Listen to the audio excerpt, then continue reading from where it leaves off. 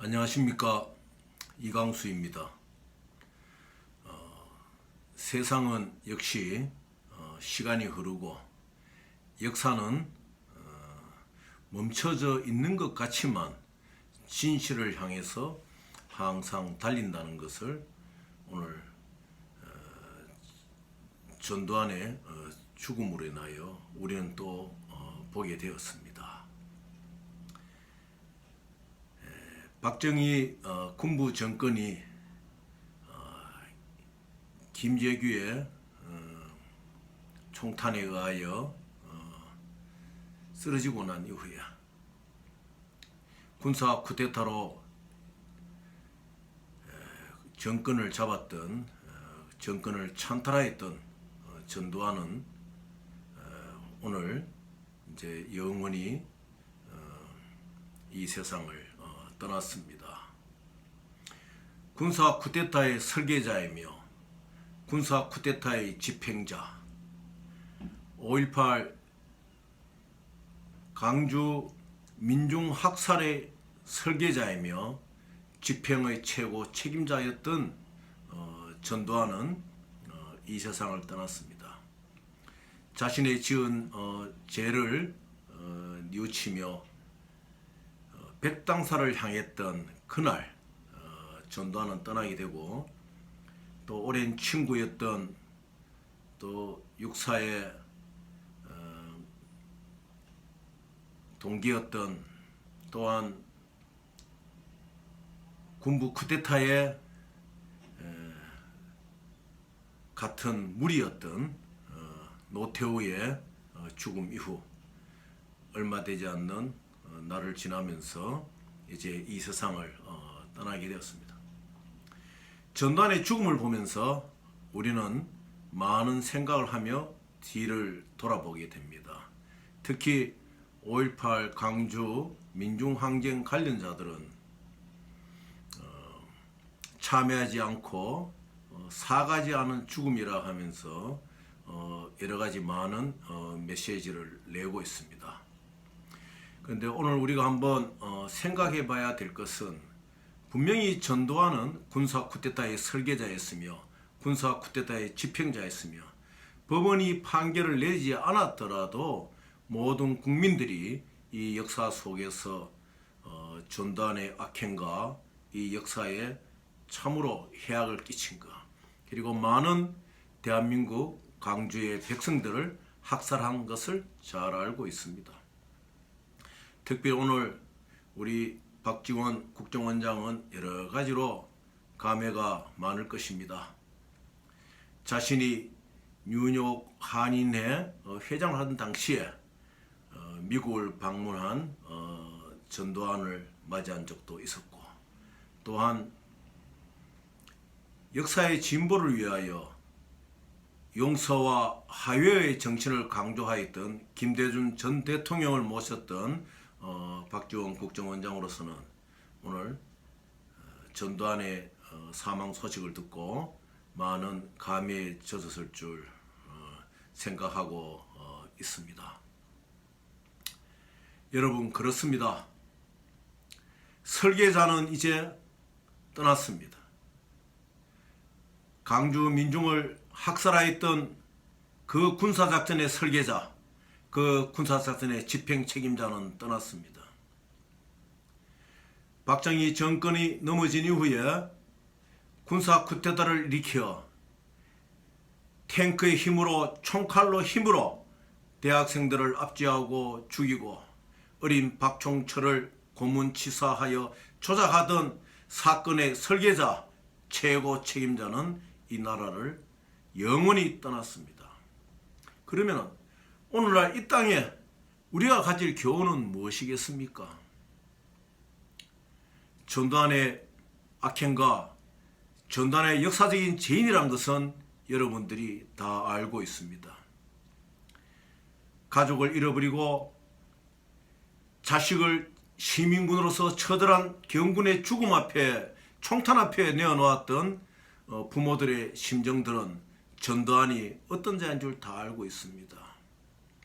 물론 맞습니다. 전두환이 군사 쿠데타의 설계자였고 전두환이 이 나라의 역사를 병들게 하였던 집행자였다는 것을 우리 모든 대한민국 국민들은 알고 있습니다. 그 역사의 교훈을 우리는 잘 되새겨 봐야 됩니다. 오늘날 이 땅에 제2의 전두환은 없는가? 모양과 형태와 방법이 틀린다 뿐이지 아직도 이 땅에 제2의 전두환은 있는 것입니다. 대한민국의 민주주의를 사랑하고 사람다운 세상을 만들기 위하여 애쓰는 우리들은 진정으로 이 땅에 해악을 미치는 설계자가 누구인 것인지, 그 설계자가 설계자로 끝날 때에는 그것을 감추고 어떠한 것을 미화시킬 수가 있을지는 모르겠지만 그 설계자가 집행자로 나섰을 때는 우리 국민들의 생명과 안녕에는 큰 위해가 될 수 있다는 것을 우리는 과거의 역사를 통해서 알 수가 있는 것입니다. 제가 오늘 이렇게 말씀드리는 것은 전두환의 죽음 속에서 오늘날 이 역사를 보는 눈을 우리는 가져야 한다는 것입니다. 뉴욕을 향하던 타이타닉호가 침몰할 당시에 타이타닉호와 운명을 같이 하면서 끝까지 연주하던 탈출하려는 승객들을 위하여 용기를 내어주고 평안을 주는 선율을 흘리던 그 연주자의 마음과 같이 오늘 우리 지난날 전두환 군부 독재와 싸우고 이 땅의 민주주의를 위하여 일해왔던 노병들은 한번 생각해 보아야 됩니다. 정말 우리가 지금 무엇을 해야 되겠습니까? 대한민국 정부 수립 이후 오늘날 같이 이렇게 초악하고 힘들고 국민들이 후보를 선택하기에 어려운 상황에 처한 대통령 선거는 없었습니다. 우리는 이제 눈을 똑바로 봐야 됩니다. 제2의 전두환을 이 대한민국의 어떠한 구석에도 존재하지 못하도록 우리 국민들은 정의와 진리와 공정이란 상식 위에서 힘을 내고 그 어린 박종철이 군사독재 정권에 항거하면서 참으로 너무나 외롭고 고독한 장소에서 죽어갔듯이 그러한 것을 보면서도 분연히 일어서지 못했던 그 당시의 많은 사람들, 또한 일어서면서 목숨을 잃어버리고 체류탄이 이마를 박으면서 쓰러져 갔던 많은 그 어린 학생들, 그들의 죽음을 생각한다면 오늘날 우리가 가지고 있는 이 민주주의의 가치는 얼마나 큰 것입니까? 이러한 큰 민주주의의 가치가 자기의 피부에 와닿지 않고 자기에게 당장 큰 상처로 오지 않는다고 방관한다 그러면 오늘날 우리의 자녀들은 또다시 제2의 박종철이가 되고 또 우리는 제2의 강주 시민이 될 수밖에 없을 것입니다. 자, 이제 여러분들 눈을 크게 뜨십시오.